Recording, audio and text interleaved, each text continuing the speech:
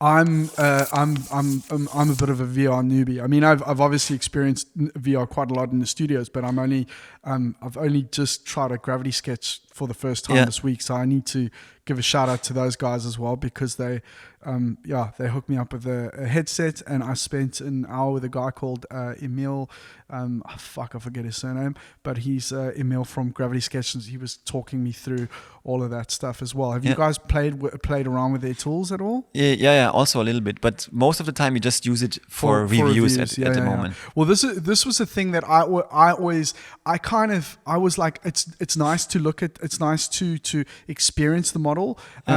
I still have a big question with regards to creating in VR. Like it's like I know it's something different, and it's probably important to spend time with it. I'm still not sure that it's that efficient, you know. Exactly, that's the same impression I had. Like, I'm way more efficient if I start sketching using Blender and then using Alias after than just starting directly in VR. I mean, it's just simple things like controlling a silhouette of a roofline. You know, are you going to do that? Are you going to be able to do that a lot better? You know, in a side orthographic view with with the tools that we've got in Alias or even Blender, for example, versus like swinging your arm around like a donkey with the screen with goggles on your face. You know, exactly. That's the thing. Like, I think exactly for that stuff you still need a 2D, 3D. You know, like on a screen. Yeah. But it will be quite interesting, like as the tools evolve. You know, what like reviews. You know, where maybe in a review situation you could make like a quick adjustments in VR. This could be quite interesting. Yeah, I tell you, like, for me this is the best technology in the start of a process. Like, when you start creating models and when you start like having different design proposals for one model, it's the best to compare, because you can just flip through.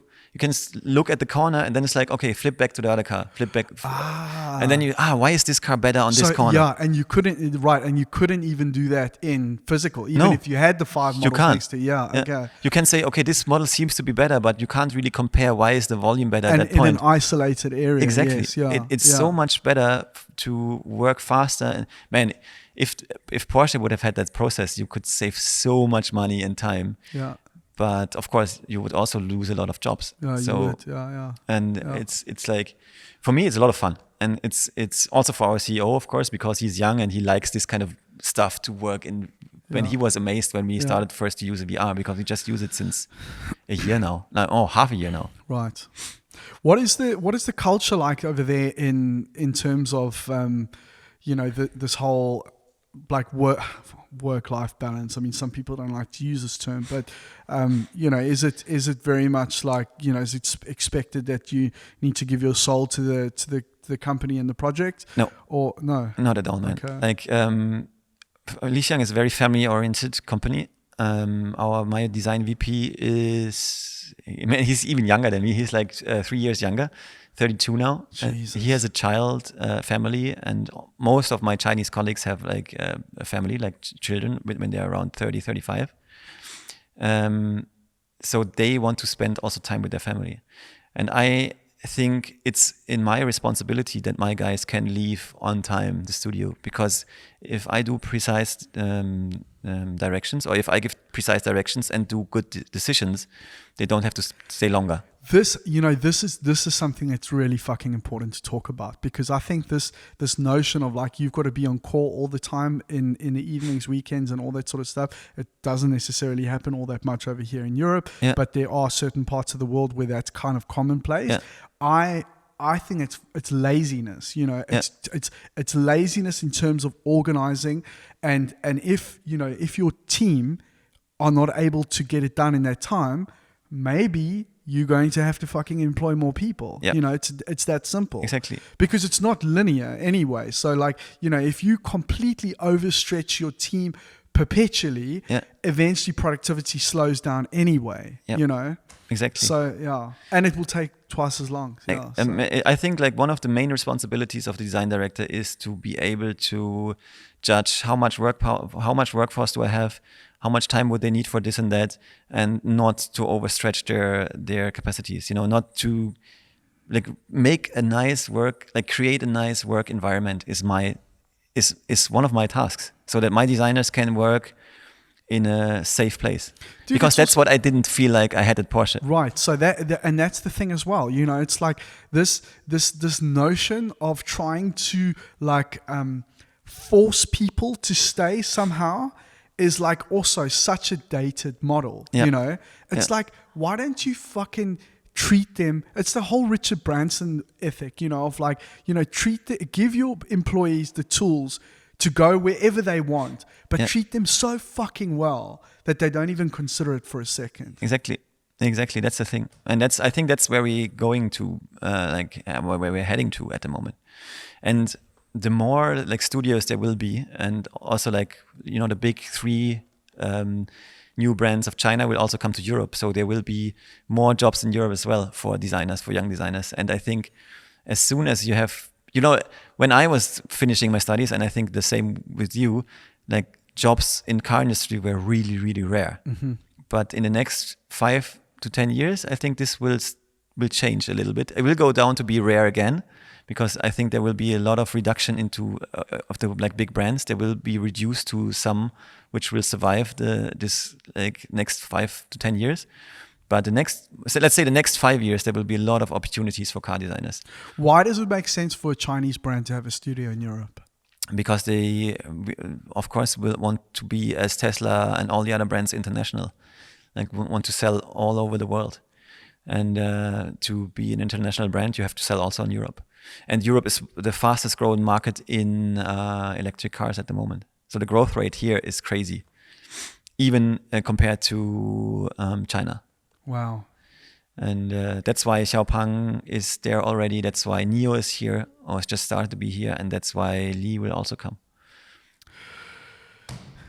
Let's talk about your latest venture properly. How did this all come about? The Lixiang, or which one? No. The one behind me. The one behind you, yes. Yeah, as I mentioned before, man, I'm coming from a big family, and I like to have people around that I like and that I love and that I want to be with. And so 2018, I was basically thinking about a project. Like, we were still all at Porsche, like me and my best friend James, an Australian guy you met earlier. And I was just thinking, man, how could I, because I really loved to work with him, but I didn't like to work at Porsche. So I thought about a way, hey man, how can we work together and create something cool outside of that? And that's basically how the first thoughts came to create a brand or something on. And I love two wheels. I love two-wheelers. I love downhill driving. I love like I had back in the days, like several motorcycles, like coffee racers, like a nice Ducati, all that stuff, you know, like boys have basically. And we wanted to create, we said like, man, there's no cool electric scooter in the market. Let's create something. And that's how we started. At first it was just me and James and me. And then we got Aziz on board, like one of my best friends from high school. And then is he the finance dude? He's the finance dude, exactly. Okay. He's the guy who's like. I've got a finance dude as well, so I need to come up with $1 million plan. And man, you need these guys. And I've got the fucking right guy for sure. So you know, I've got that up here. That's good, man. It's basically, you know, like I knew that I can't pull it off myself in the way I want to. Like I have this vision of this company of. Like I want us to be like one of the leading figures, like Naon in two-wheeled motorcycles, e-bikes, you know, that kind of stuff. And I know I want to make it big, and I definitely can't do that alone. So we created a team around that, and we have like our latest two members is like Thorsten, our engineer, and Haitao, our sales guy, marketing guy, or like he. So basically, we have like all the people now on board we need as the core members to make this thing fly. So what is the situation? Are you guys like pirates where you go like, okay, there's 5 of us, we're going to split the shit 5 ways? Or almost, yeah. It's almost right. equally split, because I said, even though I started that thing, I wanted, like, I don't want to, I always felt like these kind of stuff has to be fairly distributed, you know. Okay. Even though you're the founder of something, I think to feel part of it, you have to have a real part of the company. And that's even like with our last member now, I think we have a very, very fair agreement with him entering. And as for now, man, it's an awesome journey with the guys. Our plan is to create future premium mobility, you know, like having products which are produced in Europe, designed in Europe, built in Europe, and sourced in Europe. So they will be produced. They will be made in Europe. Yes, everything. Like we have our developer in Munich. They just actually bought in our company with a nice a fair share of the company actually, and they will develop the scooter down in Munich or close to Munich. You don't fuck around, do you? No, man. It's like, I mean, when we started some years ago, this was the dream to make it big. And I think we are on the way to make it big at the moment. My God. Wow. You're serious, dude. Yeah, of course. Like, you know, like the first idea was have an awesome environment where you really love to work and where you get up in the morning and you're like, man, nice. I will see the guys now. We will do something crazy. And that's still the spirit. And you see like this place here. That's the spirit of this place here as well. That's how, like, I think Berlin has this atmosphere where all these kind of people come together. Dude, you know, there's again, I've quoted this series a couple of times now, but this abstract series on Netflix, and my favorite episode in that is the Christoph Niemann, this illustrator, and he lives in Berlin, and he was saying like the really cool thing about Berlin is it somehow has this like irrational it's got this irrational enabling factor that anything is kind of possible. Yep. Even if economically it makes no fucking sense at all, you can always somehow, you know, justify it, you know. Yeah. And this kind of plays into what you're talking about. Exactly. Yeah. I mean, like Berlin is so welcoming for this kind of ideas. It's just feels, you know, like just being here. Like I was here, like I've been here like 2 weeks now, and there's so much stuff going on, and there's so much like. We just progress so fast if all of us 5 core members like are in one spot, because usually we work remote, like 2 guys in Berlin, 1 in Ingolstadt, 1 in Stuttgart, and me in Beijing.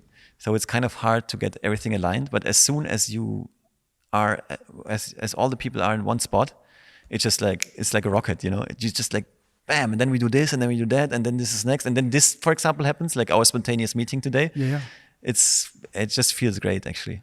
Awesome. So do you have plans for other products, or is it at the moment? No, of course. Okay. Of course. Okay. This is like we have the next product already in the pipeline. Okay. It will be something a mix between like it's kind of a new version of a supermoto, like something for the city, electric, cool. Something where you can put some luggage on, you know, kind of when I'm starting to design something, I'm always having this kind of picture in my mind how the emotional connection should be to the product I'm creating. So for the next product, I was always thinking about my favorite TV show when I was young, which was Cowboy Bebop. You know, like this manga about these space cowboys riding around in space and headhunting people. And this guy, as Spike Spiegel, the main character. He had this little tiny spaceship, which it's a bit quirky looking, you know, like a bit weird looking, like a mosquito somehow. And this was the main image I had for the next project we do. It's kind of this little product you have, and it should make you feel a little bit like a space cowboy. I know it sounds weird, but this is the idea I had in the mind, creating the next thing. Jesus. And Ben, do you ever imagine a situation where, you know, you guys have, at the moment it's pretty small, and there's obviously, you've got to take, I mean, big steps, but, you know, baby steps in the grand scheme, in the micro. Do you imagine a situation where you could actually establish like, you know, a design team of like, you know, 10, 15 people, or do you think, or do you see it staying a pretty tight knit? No, I mean, definitely. Not that was a shitty example, but definitely. I think our planning is to have a team of around 25 people in 2023. Wow. So, yeah, in Berlin. In Berlin, yeah. Dude, you are going to be fucking inundated with people asking you for jobs now. It's already happening, man. Okay. And I always have to tell them, oh man, we don't have a studio at the moment. We're working remote at the moment. And there are people asking us like, man, can we work at your place? It's like, yeah, sorry, but we don't have a place at the moment. So yeah, that's definitely in planning. Like, and in terms of your vision for the products, I mean, do you see these your products as being objects that people would personally own, or do you see? Okay, it's about, our company is about creating your favorite product. You know, like you should, like, that's why we use high quality materials. That's why our frames are like with visible aluminium, for example. That's why they are anodized, not painted in the end. And it's like, we really want to create products you love to use. And like favorite, it's basically, when we started the company, we said, we want to create your favorite product.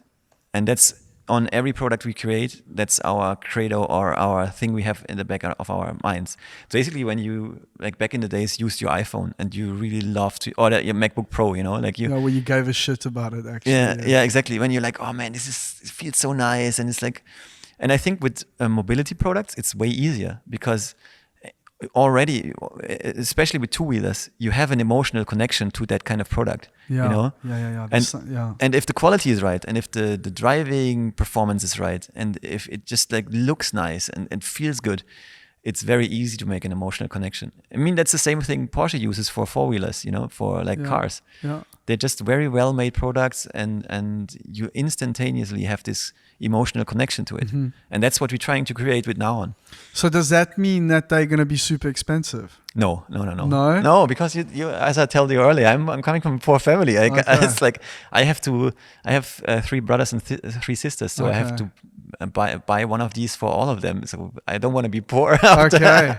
No, actually, this one you see in the background. Yes. We'll start with 4.5 grand. Oh wow. Entry, and then there will be a 100 kilometer version, so a faster version, which will go up to 7.5. Something like this. So, you know, like, we always look into the market, and we see, of course, brands like Cake and which are very, very premium, which it's a good approach, but I think it's just not the way we want to go. We want to be premium, but accessible. Okay. Yeah. And I want to see the scooter driving around, and I don't want to have a rich boy's tool, you know, like it should be something people can afford.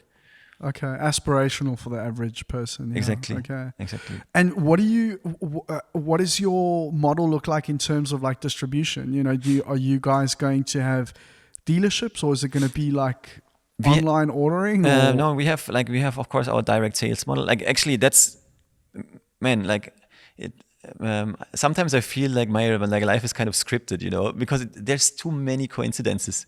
Like being at Lixiang and being in a top management at the moment, I of course get all the infos about how you do a direct sales model, how you build up the dealerships, how you create sales points and all that stuff. Because it's happening right in front of me at the moment in China. So basically, what I have to do is just like think about, is it the right model for us to use in Europe, and can we kind of use this kind of information for our own purpose at Naon? And most of the stuff, I have to say, is really usable for us, or is actually really useful, you know, like useful information. So at the moment, we have a direct sales model, of course, like directly from our homepage, or later on when we start the pre-order process, because at the moment there's no pre-order possible. We're ramping up at the moment. Okay. But we will have also direct sales points, of course, and we will have corporation partners for the after sales, which will take care about servicing and all that stuff. So is that something that you can outsource? Service, yes, you can outsource. Okay. That's for two-wheelers, no problem in Europe, because there are big corporations which are already doing that, and they are actually more professional than we would be. There's like different kind of models we are aiming for at the moment. At the very beginning, when we have only a few bikes on the road, we will have a dedicated service truck in Germany, south and north, and which will take care just about like our customers here. So sorry, would this be like a mobile servicing? Yeah, exactly. Mobile Wow. servicing unit. But this will be just for the start. And as soon as we ramp up our sales, we will switch to another model. Ben, what does your vision look like for the future of charging? Because this is an issue for a lot of people. You know, especially if you are living in an apartment block on the 10th floor. Yeah. What's going to happen with that? So I can tell you what is my experience with charging electric bikes and scooters, because I'm using an electric scooter every day in China. Yeah. Since like 3 years now. And basically, I think the best solution at the moment is retractable batteries. So you have to get the batteries out and take them to your apartment and charge them there. And then if you have a proper range, you just do that once or twice a week, and it's perfect. And I can tell you, man, like in big cities, there's no better way to get around like with an electric scooter. So that's very much what you guys are going to do? No. Electric scooter is just the thing which I think is a very handy device for the city. No, but in terms of charging, like a retractable battery. Yeah, these guys, like our scooter in the back has 2 retractable batteries in the floor pan. Yeah. So we just open the floorboards and just take them out and take them home. But we will also, actually that's kind of in discussion at the moment, we want to be also being able to fast charge our scooters, which means like 6-7 minutes of charging time.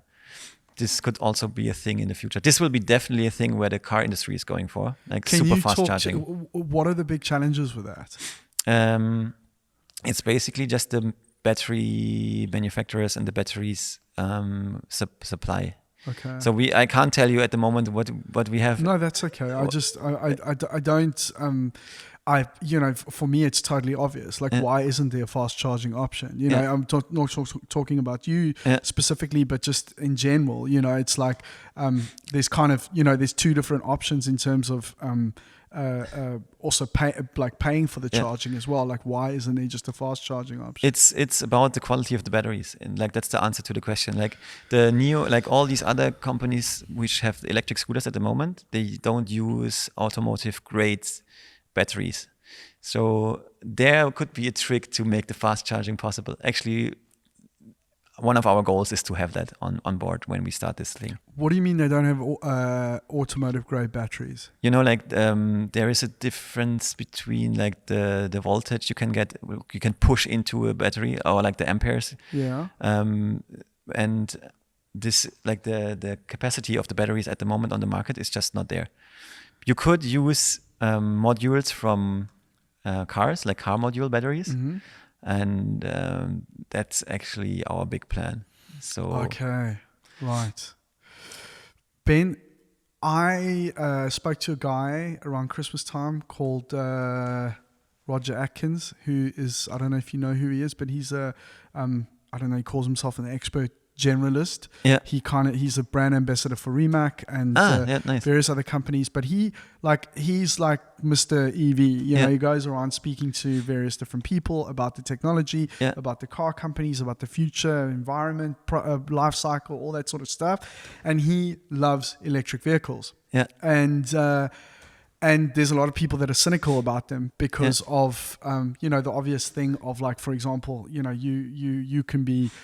you can have your electric vehicle that's not emitting any pollution or greenhouse gases, but if you're using coal-powered energy, then it's bullshit. Yeah. That's one thing. Yeah. The other thing is product life cycle. What happens to the batteries afterwards? Yeah. And it's a separate discussion on its own, and it can go on forever. Yeah. But what he was saying is that as much as a fan that he is of electrification, he knows that his opinion is that the solution is not one thing. He said that if everything had to go electric tomorrow, that would be a mistake. Yeah, won't work.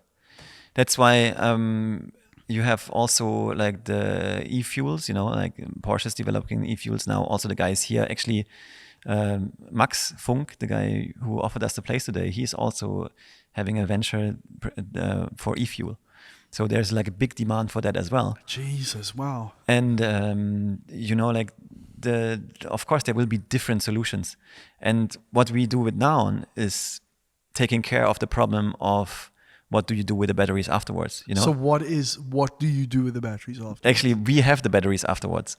You know, like that's our big aim. That's like it's not signed yet. You know, like, but that's our plan to have actually automotive grade batteries in our scooters, which were before built into cars, because they are totally fine for scooters, but they wouldn't be like, you know, as soon as you get them out of the cars, they're still totally fine for scooters. So that's our plan. And they're like already 70,000 cells lying around somewhere in Germany, and you just have to find a way to get the contracts going, and then you can use these kind of batteries. Okay, so but I think it's kind of accepted that if we carry on just producing more and more batteries, it's going to be a disaster. Yeah, I mean, like when you talk to Volkswagen engineers or guys like in the battery technology field, they say within the next 10 years or 15 years, the recyclability of these batteries will be so good that you basically can recycle everything. That's where they're aiming for. And in this time between, you need to find a solution to use the batteries as long as you can do. Okay, that's quite interesting. Yeah. That's quite interesting. And that's where we are actually seeing our potential. Okay. Because, we don't have to produce new batteries for our Naon scooters. We have the best quality batteries already in place at the moment. And they are actually faster charging and better quality and longer range than all the other batteries used nowadays in scooters. Okay. You know? Do you know anything about hydrogen? Not that much, actually. It's because I'm at the moment just in the electrified industry, like, you know, battery industry. Or like, not that much, I have to say. I know that like China also put it in their 5 years plan now. Yeah. So, and also like Japan is going big for it. Hydrogen, yeah. So I know that there's definitely something going on. But I can't tell you that I would lie if I would know, like, if I would say, no, it's just quite interesting to see, like, I mean, a company like Tesla, for example, you know, they are balls to the wall electric, you know, but they are like, you know, the key player basically. And it's going to be interesting to see what happens with the other big OEMs, you know, as they kind of scramble to kind of stay relevant in this situation. And it's like, are we going to see companies with, you know, both powertrains? I think definitely. But how, you know, what is the ratio going to be? Is it going to be 50-50? Or is it going to be like, you know, we are heavily invested in one or the other? I mean, I always say, for me, this is like an easy question to answer, because it's always about convenience for the customer. Right. What is more like the thing which will be more convenient to the customer? That's the thing which will survive. Well, I mean, again, this is I also I'm you know, for the most part in the dark on the subject of charging, and because that seems like a real hurdle that we need to overcome. And I know I listened to this really interesting podcast the other day on wireless charging, and I fucking can't get my head around that, you know, where you've got, like, you know, all these volts of electricity going through the air. Like, I mean, how is that not going to just fry a hole in your brain? I also don't know, man. I have no clue about wireless charging, but I can tell you, for example, NIO with their swapping, like, they do the same we do on our bikes with cars. They do a battery swap in 6 minutes, you know. Like, you drive into a NIO station with your NIO ES6 or ES8.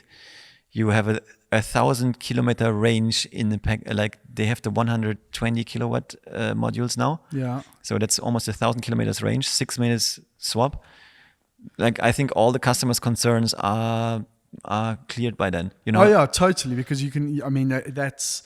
I mean, I guess you could technically do it. You could do it in half the time in a petrol station, but you can easily spend 5-6 minutes in a petrol station just putting normal petrol in. So that's not really an issue at all. Exactly. And in China, there are so many swapping stations already in place. Ah, okay. So that's what I was going to ask you. You know, does each car company have their own swapping station? It's basically only NIO at the moment who has a big network and who is like building up the network. And the cool thing is, it gives you access to new kinds of new sales models as well. Because in China, you can buy a Neo without a battery. You lease the battery, you buy the car, and it's like only 300,000 kwai, which is 40,000 euros. Okay. And then you just, depending on your need, you lease the small battery or you lease the big battery or whatever, like it gives you a lot more freedom in the end. And of course, a second revenue stream for the company. But then, do you see? I mean, there's I know that they've been talking a lot about battery swapping. Yeah. So then the question is like, now, does a company like Neo, does their main business lie in battery swapping, or is it vehicles? It's both, because Okay. they sell their platforms to other car companies as well now. So basically, you can also swap your battery in the future, even if you drive another model. But So of course, you see them as a player that's not going anywhere. no, I tell you, Neo, man. So to be honest, I bought some Neo stocks when they were at 180. Yeah. Because I drove their ES6. Yeah. We had that one in the Future Center, and this car is basically developed by Magna Steyr in Austria. It's a very, very good car. Yeah. You sit in there and you're like, damn, this high quality car. Magna Steyr know their shit. And it's as I told you earlier, I'm a product guy. I knew this product is awesome.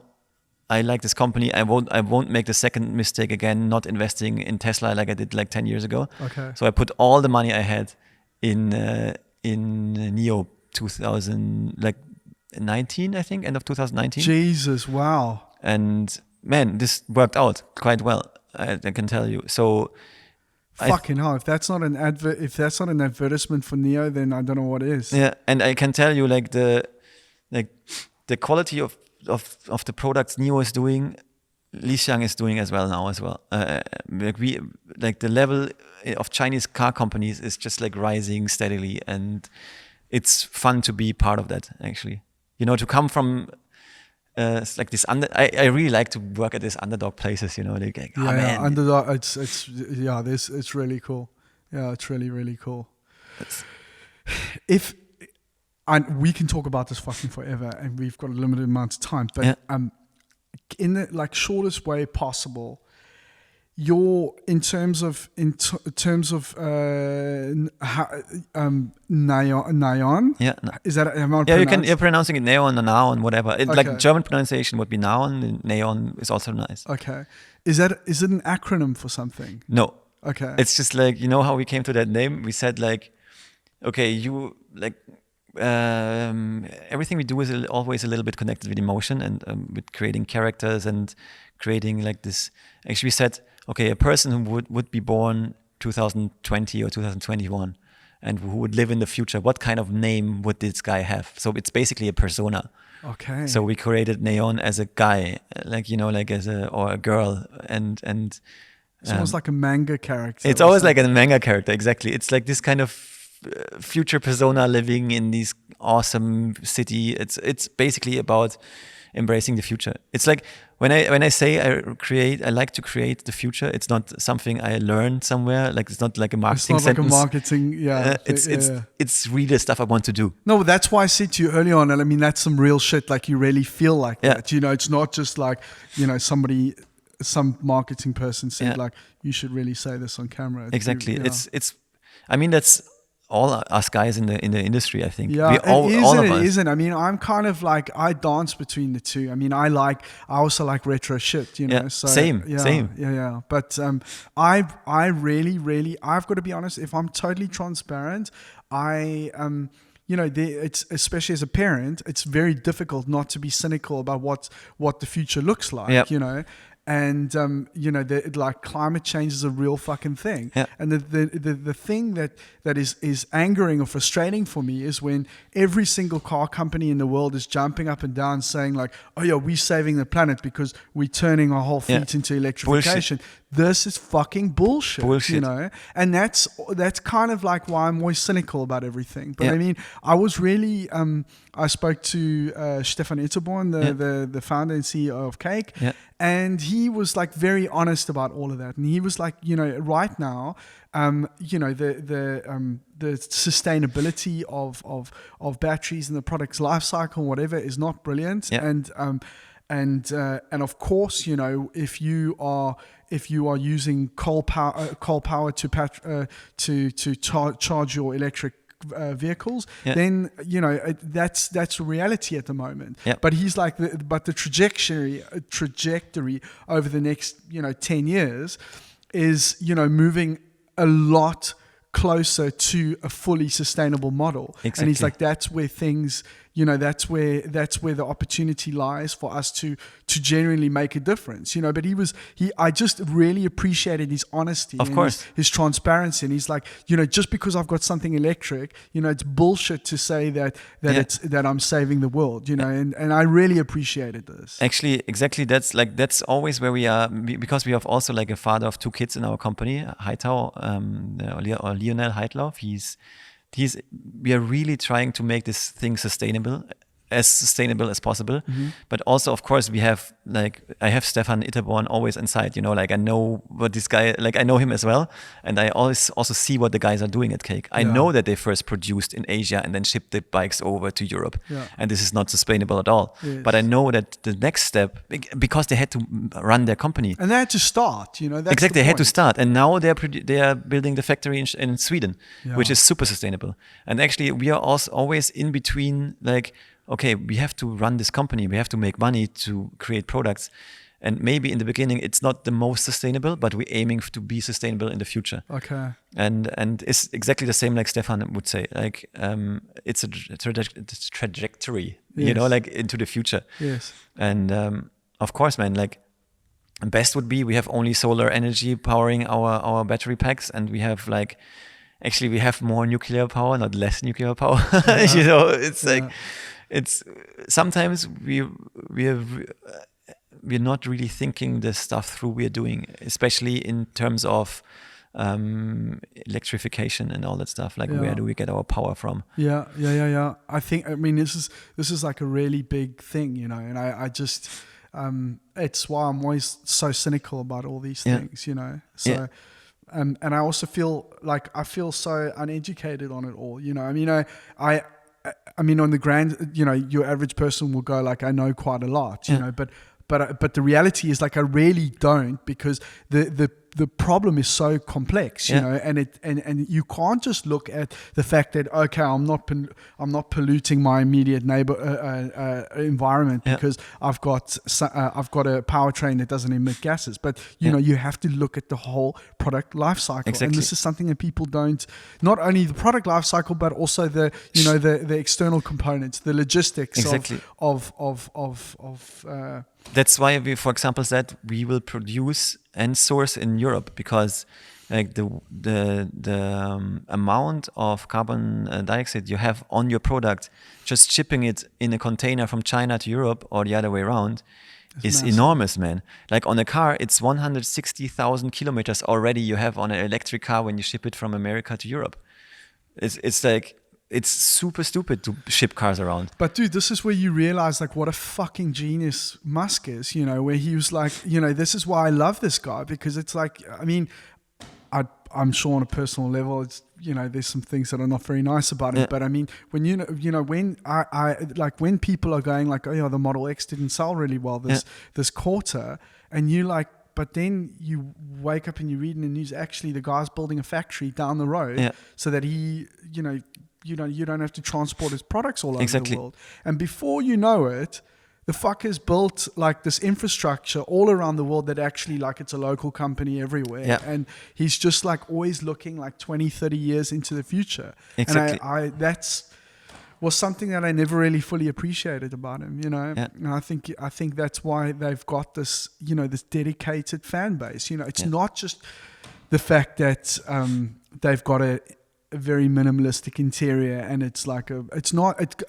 the what they've created is so much more sophisticated than just merely an electric vehicle. Exactly. You know. Also, I have to say, like, the only thing I really know, or I'm not such a big fan of at Tesla, is their design, because the design is actually quite dull. Well, it's pretty questionable for sure. I mean, there's some things that I don't know. The Roadster that they keep on hinting at is pretty cool, but I mean, I still don't get things like the Model X and I mean the Model S is okay, but it's still. I don't know. It's like from a strictly car design nerd perspective. Yeah. It's for me. It's like, okay, they used the 2005 Mazda form language and have a new package now. You know, like it's Well, I will never get a job at Tesla anymore. Well, I probably won't either. But I mean, it's still. I have to say, like, I've come to appreciate things like the Model 3, for example. I still, in terms of execution. Yeah.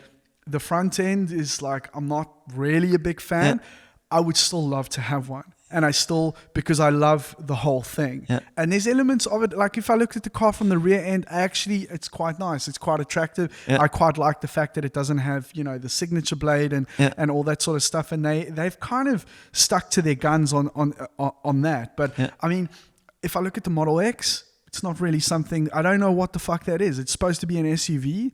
But it's, I don't know what that is, Yeah. So I don't want to hate on them because I love them and I love the company and I just see the potential. They would have. Yeah, but that's the thing. Yeah, they would have a lot of potential. I see the potential. Really. So what we are trying to do at Naon and what we are trying to do at Lixiang and Li Auto in China is always like the strategy is basically the same. We try to create future icons, and I think in design to create future icons you have to be sometimes a bit brave, like don't make it look exactly like everything else is looking. Yeah. And I think for Tesla it's quite hard because like they did a complete new kind of product. Like, there was no competitive electric cars in the market. So I think in terms of design, they stepped back a little. They toned it down a little so the customer still accepts it, Yes. And because everything is new. And you know what? Yes, it makes total sense from an economic standpoint. And you can't, and if you're the person, like when Tesla said when Musk sold when he sold PayPal, I can't remember what the numbers were, but it was something to the effect of like, if he had $20 million, he put $10 million into Tesla, $10 million into SpaceX, exactly. And he had to borrow the rest for rent. But he fucking bet the farm. When you put everything of yourself, like, it's questionable what's more important, his children or the company sort of thing. But I love him for that. When you are putting everything like and more into that, then you get to make those calls as to what is better for the bigger picture. Exactly. And I think they probably in hindsight did the right thing. They perfectly did the right thing, man. I can tell you, like, I had this like very narrow-minded transportation design view, of course, because I grew up being a transportation designer or like an exterior designer, and since we have this company. And I'm the CEO of it, and I'm responsible for the money we spend. I'm responsible for like the contracts we sign, and also for the things we sell, and that we survive. Yes. Of course, I have always in the back of my mind now the businessman as well, which I haven't had before. Before I was always, why can't we do that? Come on, why can't we produce a headlight which is like 10 times as expensive as before? Because it doesn't make economically sense, and we will not sell that many cars, and then we might not be able to make the next car. Like you did. When you're just a designer, you just only think about your little part of the process, especially if you're a car designer working in exterior. But also therein lies the opportunity to innovate and to create, Because you push. Yes. Because you're not looking left or right, you're just trying to push your thing, which is also good. Yes. But then when you have the bigger picture, you also like, you think, man, if we do this now, but then we maybe have not the money to do that step and this one. And it's like, so it's actually good to have like extremists working in your company. Like I think like especially designers and modelers and all these these guys who like are kind of extreme sometimes in their views are really needed to push, especially in big companies. Yes. Yeah, definitely. There's no, it's unquestionable for sure. Yeah. Definitely. But I actually wanted to say that early on as well. It's like kind of like, you know, with especially if you are like we as creative people, as designers or modelers or whatever, anybody in design, you can get so fucking caught up in the perfect body side or the perfect proportion that you lose total sight of the bigger picture. Yeah, exactly. And I think it's only when you step out and you do something else, or when you do, I think you've got to step away from it to kind of take stock of the bigger picture. Yeah. And I think that's what you're experiencing now with not just China, but working for a Chinese startup and also doing your own thing as well, you know, and seeing all these different, you know, you've done a lot of different things. Yeah, actually, I'm getting bored quite quickly. You know, that's actually the main reason. You know, like that's also the reason. You know, we talked earlier about the house, like where all the guys living in the Black Forest. Yeah, that was also just because I kind of, when I was 26, I was like, man, actually, like car design is kind of easy, you know, like, and what do I do in my free time? So I just bought this house in the middle of nowhere. Yeah, and that's like, so fucking cool. Can you just quickly tell me about that house in like a minute? Because I've heard about this legendary house that is like in the middle of nowhere. It's filled up with toys, and like, just explain to me what it is. Yeah, so you know, like creating these places where you like to work and live and be together with your friends was always in kind of the back of my head. And I was once like driving through the big forest. There was this like old rotten house. Like it's actually a old train, like railway control station. Mm-hmm. It's on the top of a tunnel, and you have like the view on the rails. So you actually the railway control guy was sitting in there like watching the rails all day long, and it was totally rotten and totally like run down. Like the old kind of witch was living in that place, and she sold the place. And I was young and stupid, and I thought, oh man, that's super cheap. I just buy this. After that, I realized, okay, like everything basically had to be redone. And I, of course, didn't have the money to redo because like I spent all my credit line already at the bank for the price to buy it. Like I was like, okay, shit, the roof is leaking. I don't have a heating. Like all the windows are fucked. The floors are fucked. Everything was basically had to be redone. And that's what I did in between 27 and 30, like working every day and every weekend after work on this place. You were doing this on your own? Yeah, back in the days with my ex-girlfriend, but we split up. And that's why she's an ex-girlfriend.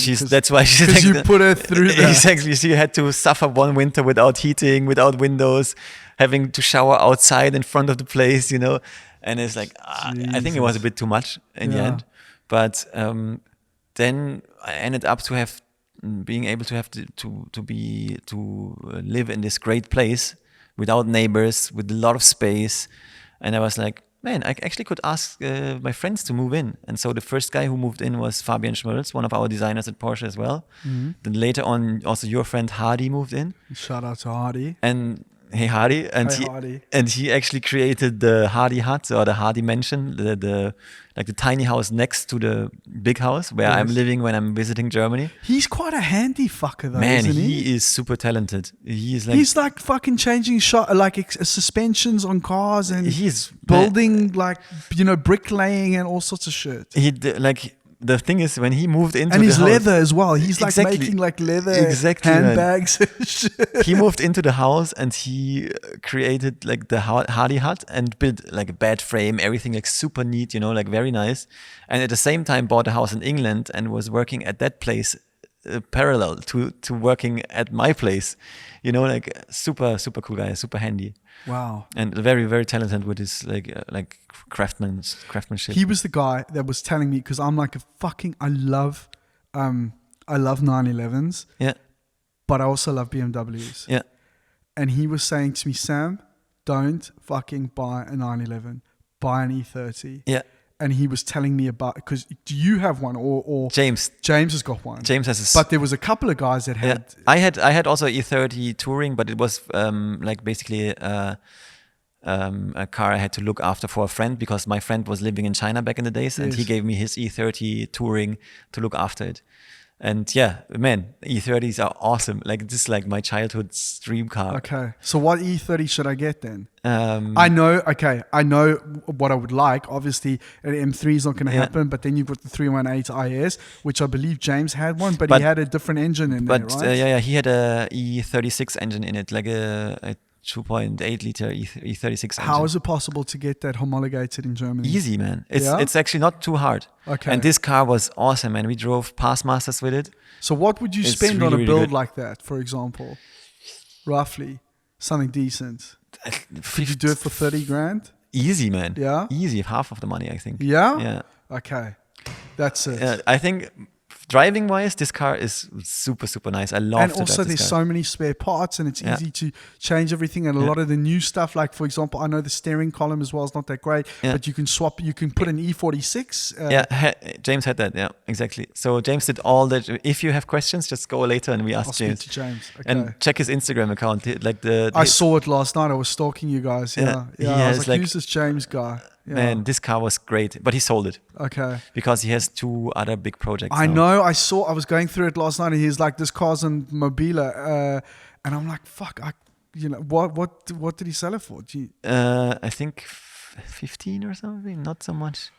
Man, this would have been the perfect car for you. I tell you, I really love that car. The Red Baron, he called it. So fucking cool. It's- Maybe you can build another one for me. He could, I think. Okay. He had the problem is at the moment he has a 3.0 CSL BMW in the garage in parts, and this is the project he has to finish first. And E46. then No. like a, Oh, the fucking. Oh, wow. Yeah. So, but it's at the moment getting like all the work done with the being. There is a lot of body work you have to do, Yeah. and then it's at the moment a little bit like taking a little bit more time than he expected Okay. it to take. Okay. But yeah, this is the big project he's working on aside from Naon, actually. Okay. Yeah. I guess. Wow. Yeah. Ben, we probably need to wrap up soon, dude. Yeah. Because I've got to get back, and And but we have to go to the photo shoot as well. yeah. Okay. Listen. What advice for the young generation wanting to become designers today? Yeah, advice. It's actually quite tricky, like because also my way wasn't straight. You see, like when I talked earlier about like started in Graz, ended up like was in Paris, and then ended up in Munich, university wise, Yeah. and then like switched from interior to exterior, and I think Try everything. yeah, if you're passionate about something, just go for it. Like even if somebody tells you you're not talented enough or you don't have the skills, if you really like to do it, just do it. Okay. I think in the end, it's it's easy to put effort into something you really like to do, Yes. That's great. and it's like also with your stuff you're doing with the podcast and everything. I think for you it's kind of a passion, and that's why it's easy it's for you. total passion. By the way, to let everybody know, we haven't fucking made any money yet. In fact, it's cost me a lot of money. So yes, this is passion driven. So That's yeah. what I mean. As long as it's passion, it's actually easy to progress in it and to really like take the next step. It's the same with Naon. It's the same with design, with like being a car designer and whatever, like sketching. Same with CRAFTWERK as well. Exactly. Shout out to CRAFTWERK. Thank Exactly. you, CRAFTWERK. It's like all the alias modelers, all the clay modelers, man, they are amazing at their job also because they like their job. Yeah, you know? I like my job as well. Yeah. See? Yeah. And I it's- like. Yeah. It's about creating. Like I think as soon as you have people together who like to create stuff. Yeah, this is awesome. And it's such a fucking cool ethos that you've had with this company. You know, it's kind of like, it's almost like that Tim Ferriss thing where you design the company around the lifestyle, Yeah. you know, rather than the other way around, Yeah. you know? Yeah, exactly. That's the Yeah. thing. Like for us, the most important thing was first to have the environment in place, and then the products come, you know, because we are like kind of burnt childs from the car industry, all of us. Yes, yeah. You know how it is to work Like in a a big wounded corporation. animal. Exactly. And we didn't want to have that happen like for the rest of our lives. Yeah, yeah. I mean, you can sing a song about it as well, I think. Yes, I can. Yes, I can. So We've got a friend who's a guitarist, so we can write a song about that, and I'll write some lyrics to it and we'll sing it on the show. On the next show. On the next show. Okay, Ben, thanks a lot, dude. Fucking awesome to see you. I'm so glad we got to do this. I think we're all a little bit tired this morning. You've had a bit of a nightmare getting here, but I'm so glad we did it. So thanks a lot. Thank you very much. Awesome. It was a pleasure. Cool. Fucking great.